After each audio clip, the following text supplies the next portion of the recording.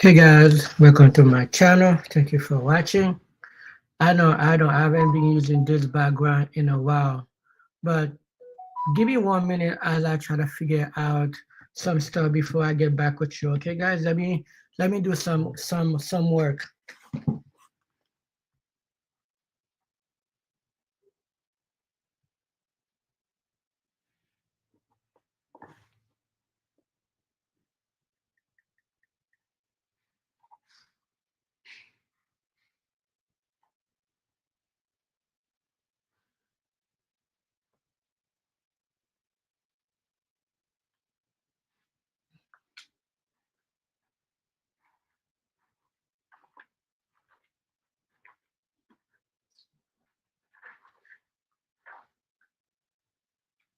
Video fait la galerie. Oui. Ou live. Mm-hmm.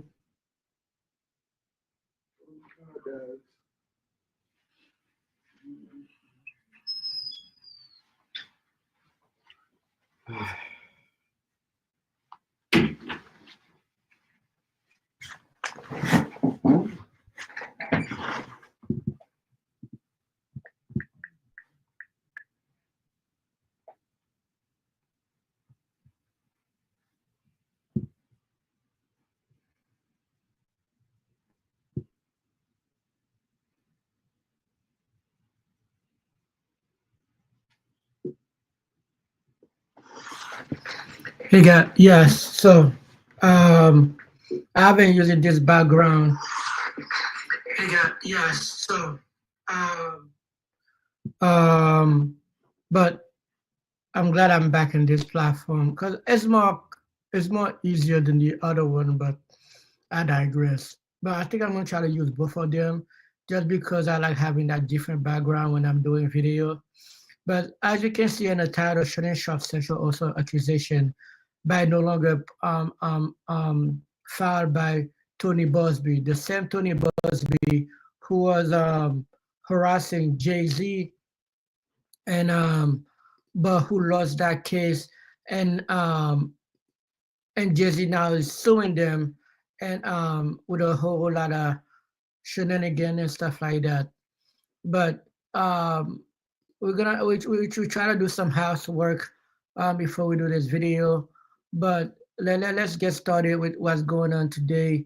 What's going on? We started with DJ Academy, right? And we're gonna start on his page to see where all started today. Well, for this weekend, I should say. Um, It started with we know about the Carter B split up with Offset situation, um, but what happened this weekend is this guy um, um, Karen Gate decided to try to disrespect LeBron James' marriage with a stupid narrative about how white women he like how white women looking at LeBron James versus how LeBron James' wife unlike LeBron James.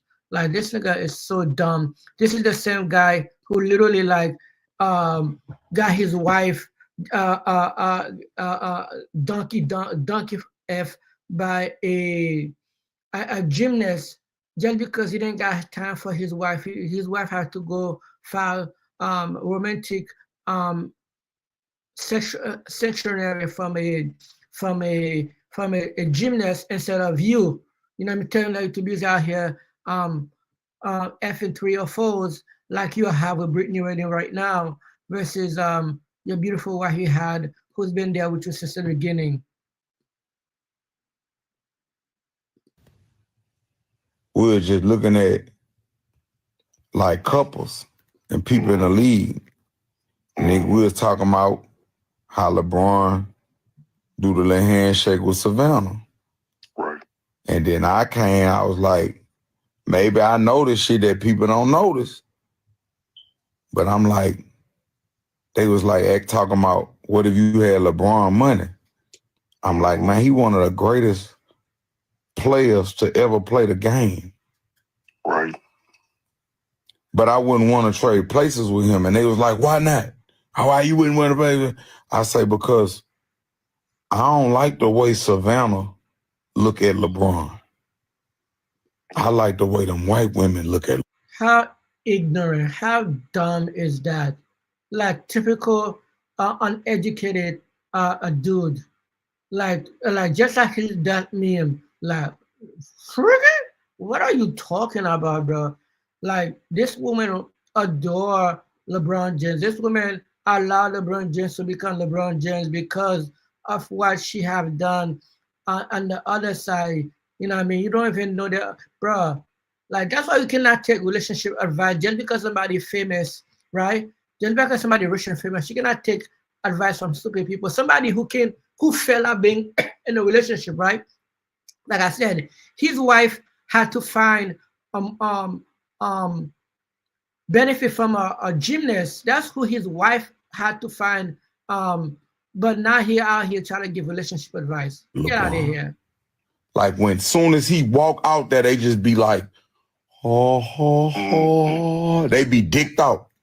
But it's like I noticed when he go do the handshake with the main player on his team, which is that, it's like, you act like I'm bothering you, bitch. Like, Right. I'm Wow.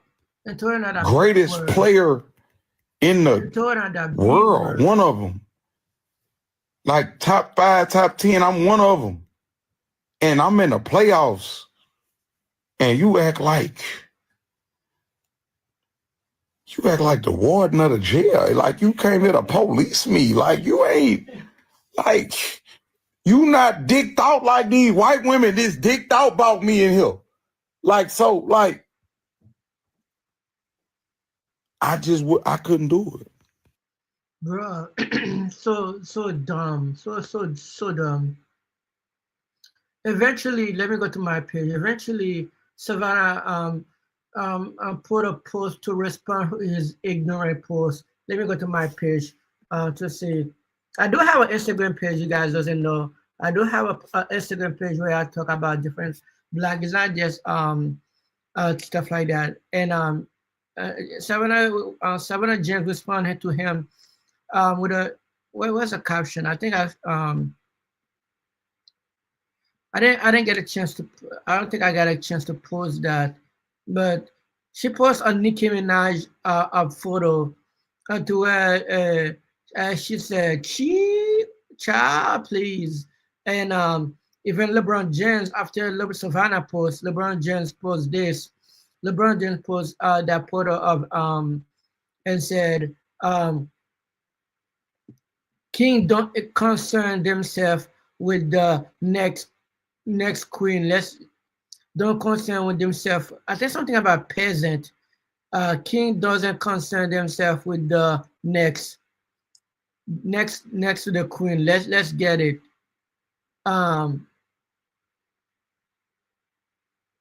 so I don't know if he said peasant and stuff like that. And LeBron, then he tried to come back with it like, if the truth hurts, bro, always trying to say something like he think he said something important. Nah, nigga, you didn't say nothing that important, bro. You just say a bunch of dumb stuff. Um, but I digress, guys. Then beside that, also this weekend, right? Also this weekend, um, um, Kendrick Lamar had his tour first play this weekend. Him and Caesar tour. They of course people was wondering why he just like the Chicago performance. It was kind of like a lot of focus on Drake, and people were like, "Oh, come on, you're still at it," but Drake is still at it. Just Drake, especially all the respect to DJ Academy. I know DJ Academy. A lot of people, Drake fans say, "Well, you're still on Drake situation. You trying to ride that Drake beef thing," but it's because Drake's still not giving up. Drake's still out here filing lawsuit. Drake's still out here making jobs whenever he comes to somebody. Like he was just on Aiden Ross podcast when when Aiden Ross was said, "If you got a chance to fight somebody, who would you fight?" And he like kind of suggest you making that but like you cannot double that. Or when it's Drake making comment is okay, but when Kendrick Lamar making comment is like, oh yeah, he's trying to ride that staying off this, that, and the third. But come on.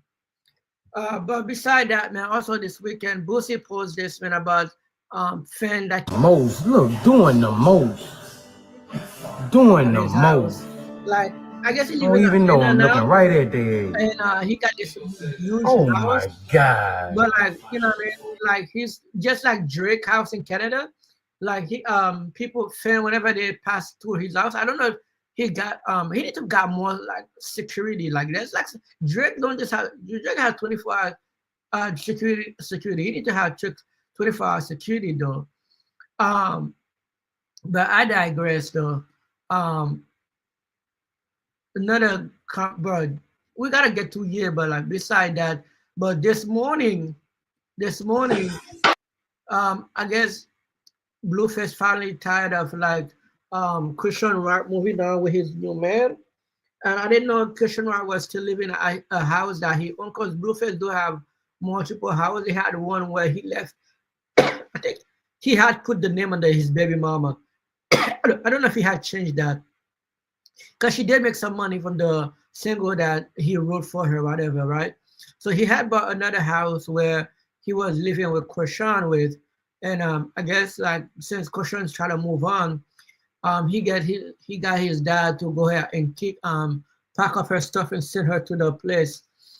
I know Christian Rock is not broke. I do know she make a lot of money. She insinuated that she make over $1 million at Zeus Network. I think she got like 3 shows, and when she had a show by herself, that would generate a lot of money. I think she said she was making up to like a 250,000 per episode for backup revenue, this, that, and the third. But I digress, man. I'm sure that when Blueface get out of jail, they got right back on that, man. But uh yeah, again with them dumbass shit. Bro, to this beside that, bro, there's something crazy happened this morning. Um I saw this, man. We all see this, man. I'm not Catholic, but I'm sure a lot of Catholic people will feel remorse about what happened, man, with our beloved Pope. I guess they say call him the People's Pope. I don't know since when, but they say he passed away just day after Easter on Monday morning. I said in the age of 88. What will happen is they have a whole system after he died. They have X amount of day to announce it, X amount of day, I think like up to like 20 days to do the funeral. And after that, they gotta go follow up with the next. I guess he also requests like since I think he's Argentinian Pope, since he's an Argentinian, that he will go back. They will after the funeral, his body will be rested at his country in Argentina, where I guess where all the priests die, or maybe where his family still die. I don't know whatever it is, but like yeah, his body will go back to Argentina and that and the third. But it's unfortunate now. A lot of people assuming this time is gonna be finally have a chance to have either have a black pope or a pope of color.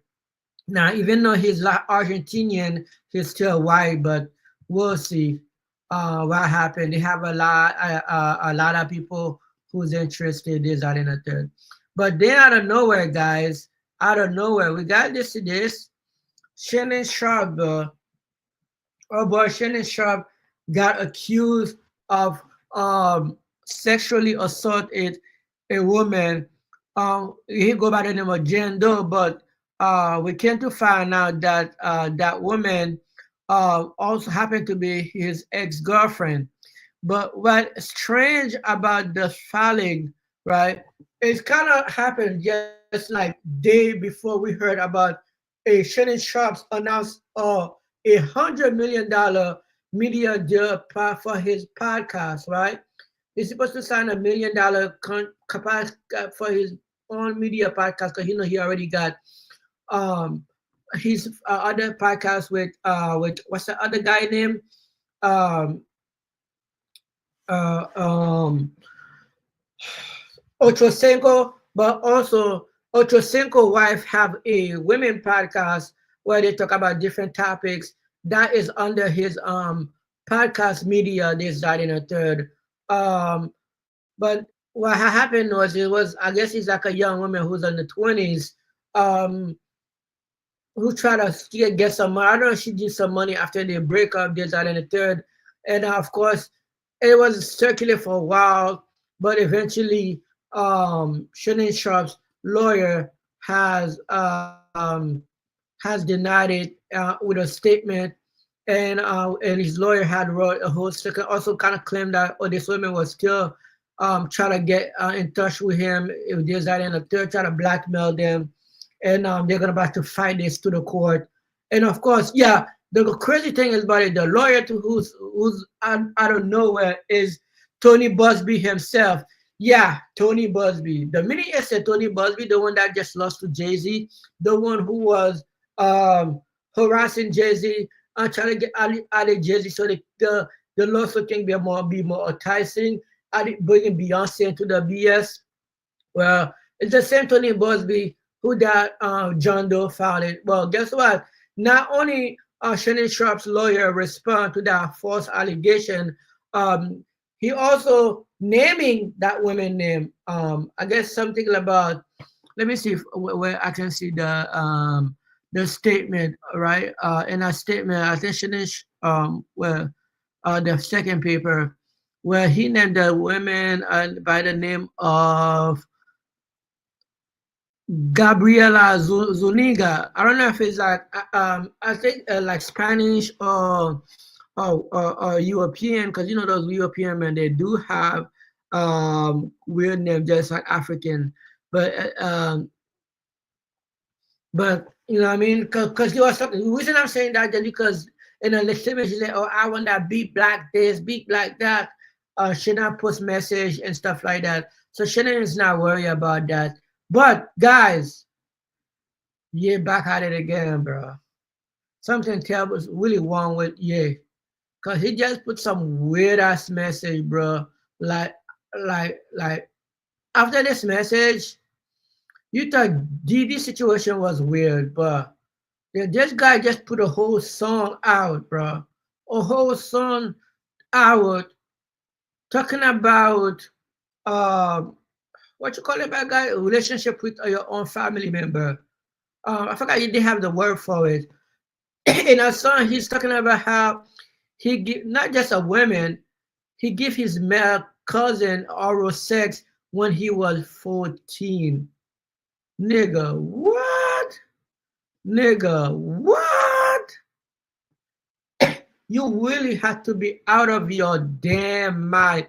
There's no way in hell a sane person can make that. You have to be really attention seeker to the, even if you are a attention seeker to the utmost level, you gotta be set in the head. No, doesn't no amount of tension unless you really sick in the head to post this kind of shit. You're not doing an interview, but you just, bruh. If I'm the protective community, after this, I say like, okay, guys, okay, we give up. We give up. This guy now talking about sucking another at the age. We give up. Kanye West will you win. The protective community should just say, hey, bro, you win. We're not gonna bother you no more. We just like take our name, keep our name out of our business, bro. This guy doing interview with with black KKK and now talking about the LGBT. It's almost, are you trying to say you're part of LGBT? Are you? Ah, I was already tired with this guy, but bro, I'm tired. I'm tired with this guy, bro. I'm over him. I'm literally over Kanye West, bro. Ah man, I can't believe that's where this whole life, man. Like that's where when you let money take control over you. For him, he take like once he reached that billion status, he thought he wasn't black, he was OJ, and now, bruh, and then now we out of checking. Now he's just spring out of control, bro. spreading out of control. So I guess I post this. Kondo still chilling in jail. Look like he's in good spirit. Posted with his I guess he created his own little crew. Like you know this nigga been in jail 50 years. I don't know about all of them, but this nigga is old as hell, still with dread. And one thing about being in jail, dread, man, that's not good. When you get into a fight, people gonna pull your hair like a I gotta be careful because I know people got people outside, bro. I'm not trying to get stabbed, killed, this, that, and the third, bro. But bruh,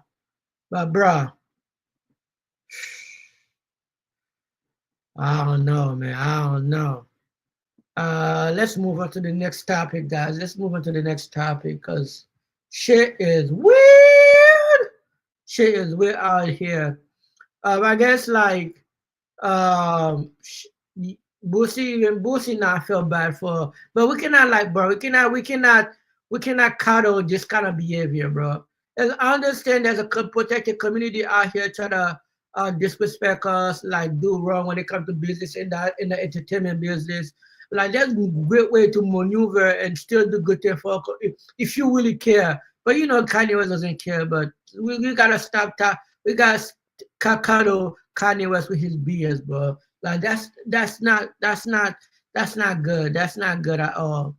But bro, damn the Laker, bro. The Laker lose their first game against Anthony Edward and Timberwolf.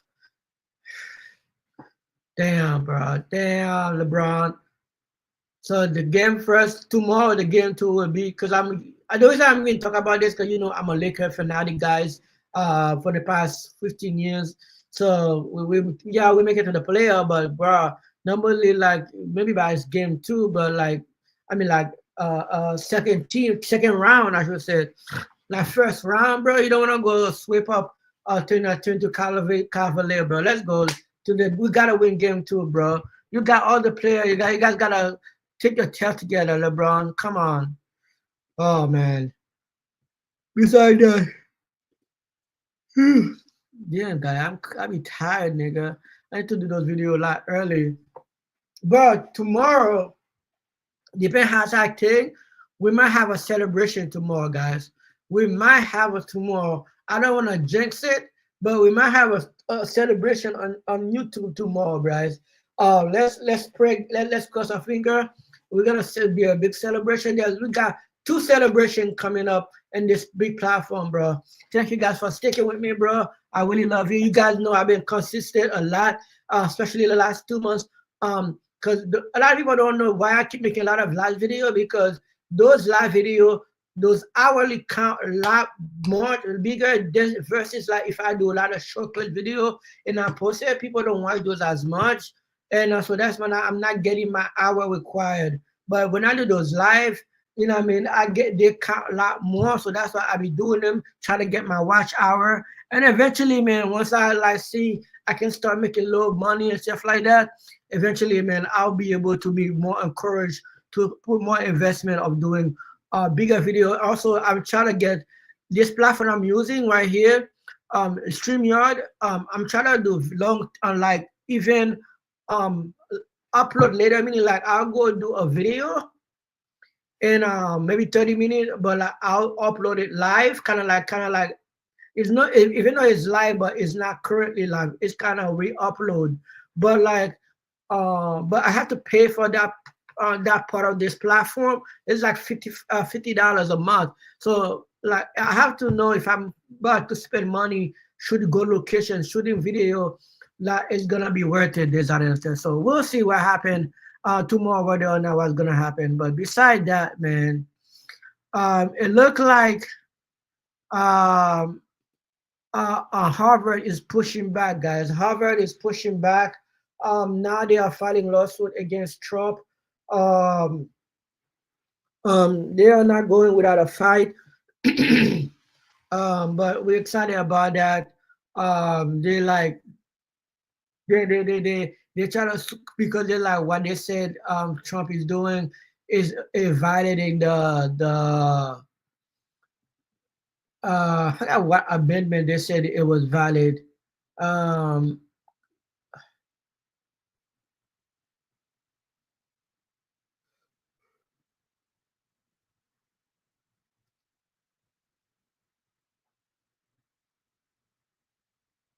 freedom of speech or something like that. But we'll see what happens. We'll continue posting that. Beside this, man, let's see what else is going on in the entertainment world before we jump into some news. I guess that's just here go Rob. We haven't seen Rob in a while.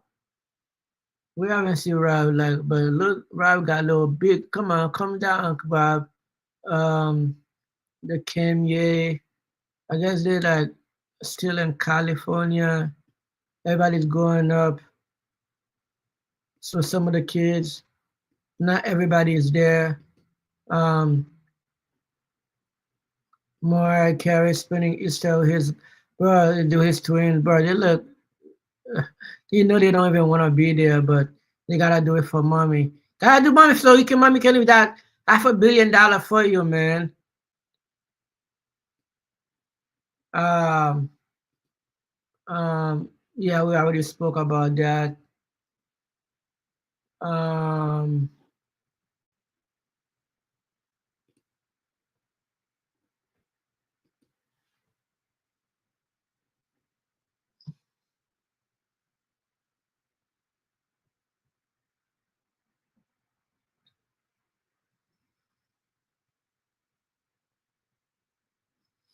yeah, It's a blessing to have all of these people that I guess Scott William, man, got recognized from his city because I know he's been talking about not getting recognized from his city. I guess they finally give him a street name after him and this his city, Cincinnati. I think it's what's that?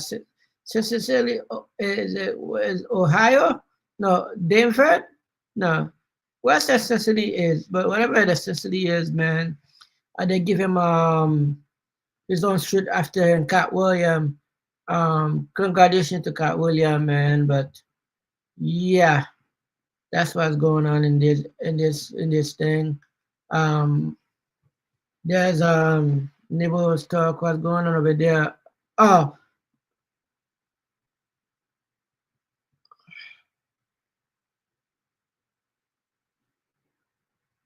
let's move away from some of this, bro. Um, sorry guys, I know I already cut out some of the big part of what happened today.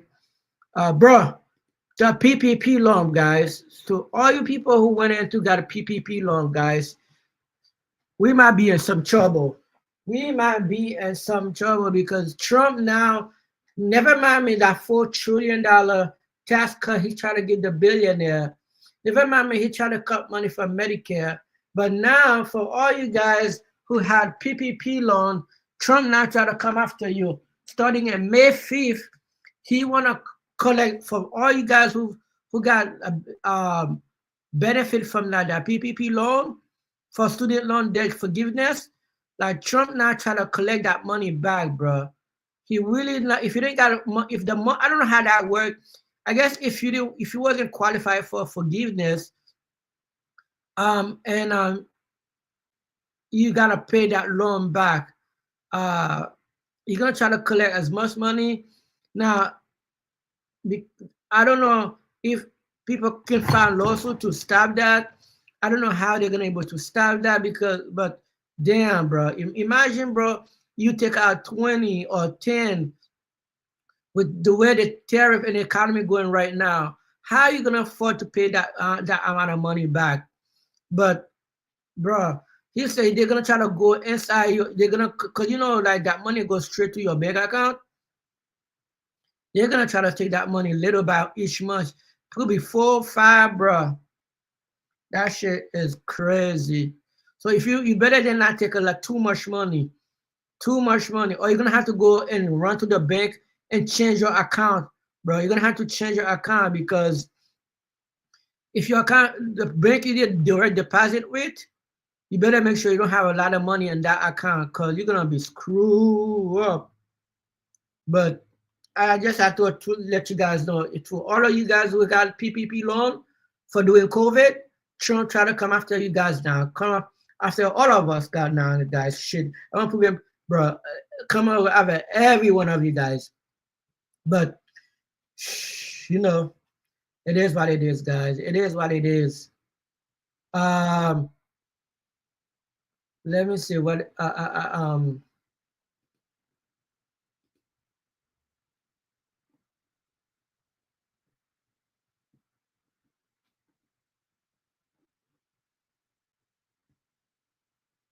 okay. I think we're done with celebrity news for now. We're gonna try to bring in um we're gonna try to bring in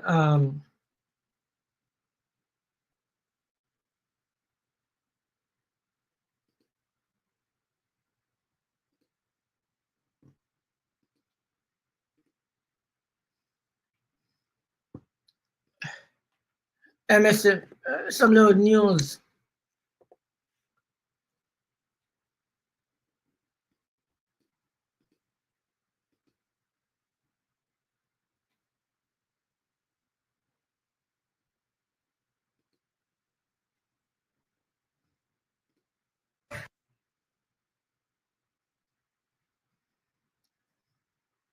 Let's just tell you about this guy right there. This, bro. Lock in today's price for the best savings at Holler Honda in Orlando, where you'll find our best price clearly marked on every vehicle, saving you time and money. Now, for a limited time, lease the 2020.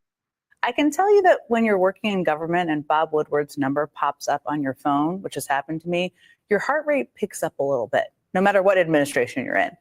And he's going to be here at the table in just a few minutes. But first, I want to show you something he said the last time we spoke, because it was right after the election, just a few weeks after. And one of the things we talked about was the glaring incompetence of the people Donald Trump was picking for his cabinet. People like Pete Hegseth. I have known over the reporting time I've had for 5 decades, 16 secretaries of defense, going back even before I was reporter Robert McNamara. And they have to know management. They have to know what the responsibility is. They have to know where the levers of power are. And in this appointee, I see none of that. 16 secretaries of defense. I see none of that, is what he said. And yet it didn't take an investigative mind like Bob Woodward's to know that Pete Hegseth, as Secretary of Defense, might be slightly problematic. I mean, before running the U.S. military, he was a weekend morning show host on Fox News with a reputation for going years without washing his hands, which, by the way, is his admission, just to make it even weirder. And no shade to cable news hosts, obviously, even ones who get a little crazy on New Year's Eve, you can see there. It's not a job that exactly prepares you to run the Pentagon as your next step. There were also the countless allegations of Hegseth drinking on the job, both at veterans organizations and at Fox News. The New Yorker reported he once got so drunk that he had to be restrained from getting on a stage at a Louisiana strip club. There were the allegations that he ran those relatively small veterans organizations into the ground financially. And of course, there were the allegations about his abuse of women, including his second wife. He denied all of it, of course, but yeah, it's safe to say there were some signs that maybe this guy wasn't exactly fit for the job of overseeing the Defense Department. And so when we saw this headline at the end of March, it was one of those things that was both shocking but kind of unsurprising. And the very first paragraph of Jeffrey Goldberg's story was, again, both shocking but entirely unsurprising in a lot of ways. I mean, here's what it said, quote, "The world found out shortly before 2 p.m. Eastern time on March 15th that the United States was bombing Houthi targets across Yemen. I, however, knew 2 hours before the first bombs exploded that the attack might be coming. The reason I knew this is that Pete Hegseth, the Secretary of Defense, had texted me the war plan at 11:44 a.m. The plan included precise information about weapons, packages, targets, and timing. Well, a few hours after that story was published, Jeffrey Goldberg was here at this table, and we watched together as Pete Hegseth looked straight into the camera and lied about what Jeffrey Goldberg knew to be true." You're talking about a deceitful and highly discredited so-called journalist who's made a profession of peddling hoaxes time and time again. Nobody was texting war plans, and that's all I have to say about that. I'm going to be responsible here and not disclose the things that I read and saw, I will describe them to you. The specific time of a future attack, specific targets, including human targets, meant to be killed in that attack, weapons systems, even weather reports. Now, as you know, eventually Goldberg did release the screenshots of what Hegseth texted him, laying out in explicit detail the weaponry and sequencing involved with that attack. And even after those screenshots were released, Hegseth kept on lying. I noticed this morning out came something that doesn't look like war plans. And as a matter of fact, they even changed the title to attack plans because they know it's not war plans. There's no units, no locations, no routes, no flight paths, no sources, no methods, no classified information. I mean, I've watched that clip a lot of times. It's almost like the louder he talks, the more believable he thinks it will be, I guess. I don't know. But even though we knew he was lying, even though we knew he had texted war plans to a reporter or attack plans, whatever you want to call them, he kept his job. Trump defended him. Republicans in Congress didn't do a whole lot. And despite the fact that there were obviously other signal chats with classified information on them, that story kind of faded into the background, in part because Donald Trump decided to tank the global economy and also ship people to foreign prisons without any charges. My point is, there were a lot of pressing stories to cover. But over the past few days, we started to get this sense that something else might be coming out of Pete Hegseth's Pentagon. Because on Friday, top officials of the Pentagon started getting fired. And they started getting fired for, wait for it, this is almost my favorite detail, leaking. And believe me, the irony is only going to get richer as we keep telling this story. 3 Pentagon officials close to Hegseth, his former senior advisor, Dan Caldwell, former Deputy Chief of Staff, Jaron Selnick, and the Deputy Defense Secretary's Chief of Staff, Colin Carroll, confirmed they were placed on administrative leave. On Friday, we also learned that Joe Casper, Hegseth's own Chief of Staff, would be transferring to a different role in the Pentagon. And John Elliott, another senior Pentagon official, also said he resigned last week, although the Pentagon said they asked him to resign. So lots of firings, a bunch of resignations, apparently about leaks. So yeah, it kind of felt like something was coming. Well, lo and behold, late yesterday afternoon, the New York Times dropped a bombshell report about another signal chat. The Times writes, quote, Defense Secretary Pete Hegseth shared detailed information about forthcoming strikes in Yemen on March 15th in a private signal group chat that included his wife, brother, and personal lawyer. Some of those people said that the information Hegseth shared on the signal chat included the flight schedules for the FA-18 Hornets targeting the Houthis in Yemen. Essentially the same attack plans that he shared on a separate signal chat the same day that mistakenly included the editor of The Atlantic. Now, Hegseth's brother Phil does work at the Pentagon, although he's not anywhere near a role that directly involves military operations, and for good reason. As the AP reports, based on Phil Hegseth's publicly available resume, his past experience includes founding his own podcast production company and working on social media and podcasts at the Hudson Institute. The thing we hear over and over and over again is, why do I need a deodorant for private parts? I can just take a shower. So we put Mando to... That said, Phil, the podcaster, might have some kind of security clearance. We really don't know. As for Hegseth's wife, well, she has already been kind of a point of contention.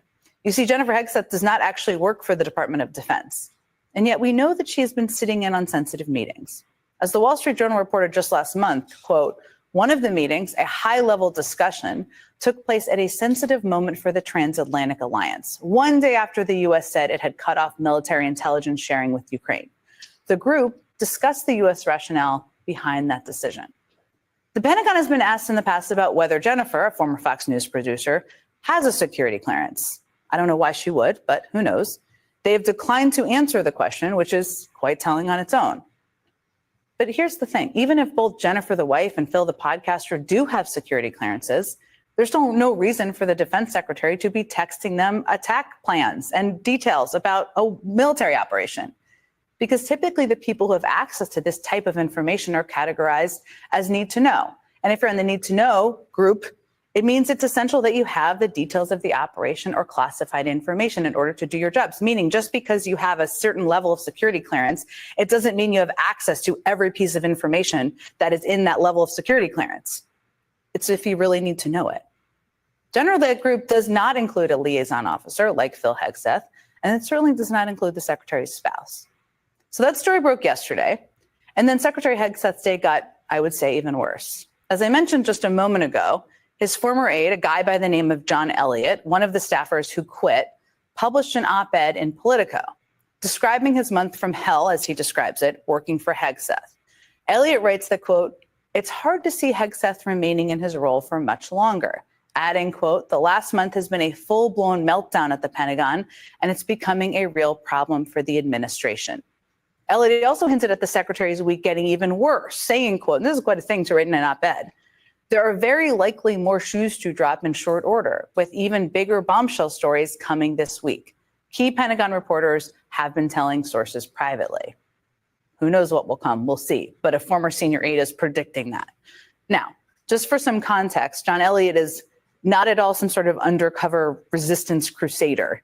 He's the former Pentagon spokesperson, best known for a statement to ESPN defending the Pentagon's decision to wipe references to baseball legend Jackie Robinson's military service by saying, quote, "DEI is dead at the Defense Department." It's that guy. He's also the one who took the lead in kicking a number of prominent media. So beside that, yeah, so this guy, bro, I don't know what Trump is doing, but that shit are crazy. What's the other thing? Yeah.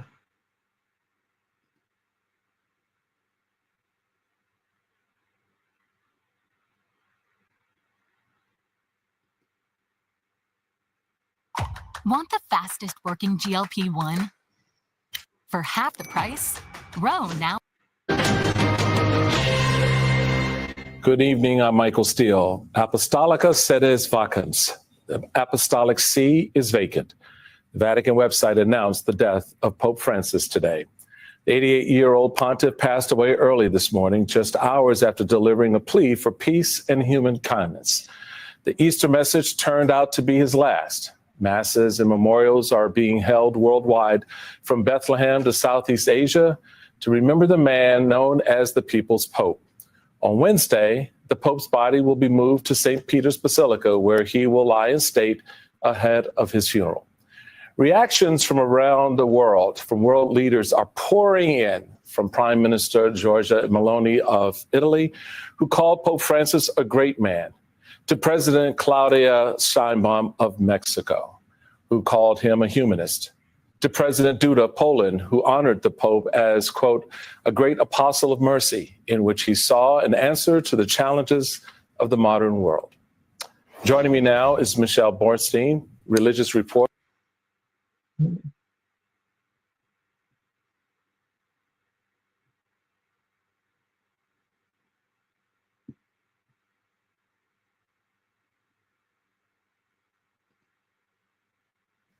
The developments coming out today on the legal clash that is testing Trump's demands for more executive power.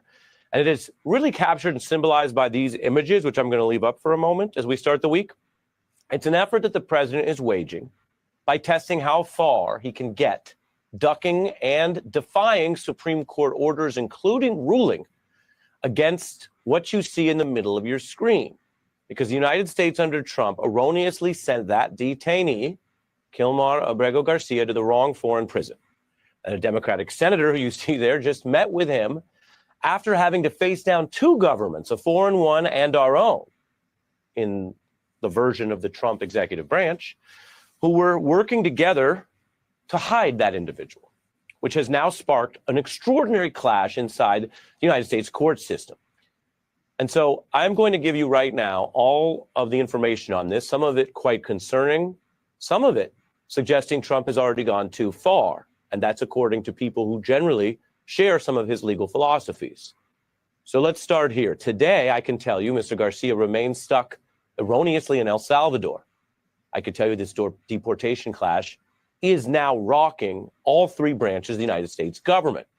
And that senator who visited him and relayed that Garcia was moved to a different detention center is on the march. Senator Van Hollen says, after doing the work, pushing this as far as it could go, leaving the United States to go to that country and return, Van Hollen says the line has clearly been crossed. He says the Trump administration is flouting the Supreme Court order, meaning defying it, and illegally pressing on. He argues that Trump officials have admitted they are doing, quote, nothing to facilitate the return as ordered. They're very much flouting the courts as we speak. As the courts have said, facilitating his return means something more than doing nothing.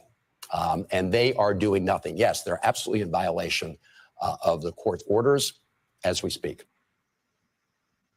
Violation of the court orders. Now, let's just take this piece by piece. It is important. What you just heard there is clearly Senator Van Hollen's view. You might agree with it, might sound logical, but that's the senator's view of this clash. I can also report that on this case, the Garcia part, we do not yet know if the Supreme Court agrees. If, in other words, the Supreme Court thinks that the Trump administration has, at a provable level, at the court level of evidence, been obviously dishonest and defied their order. Trump aides say, though, they will not return Garcia. They claim they don't have to. And so we don't know whether they will view that the way Van Hollen and many others do as defiance, or whether the Supreme Court could view those claims from those Trump officials as the kind of possible outcome that was implied in the original ruling, that the ruling was worded broadly, facilitate, and that it gave the administration room. Indeed, we covered that possibility the very night the first order came down, in those first minutes.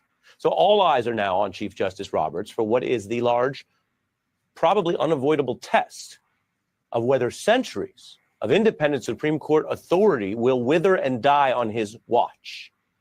If Roberts cannot find the legal backbone or strategy to stand up with the majority over the long haul here to protect the court's independent authority, then we could see that.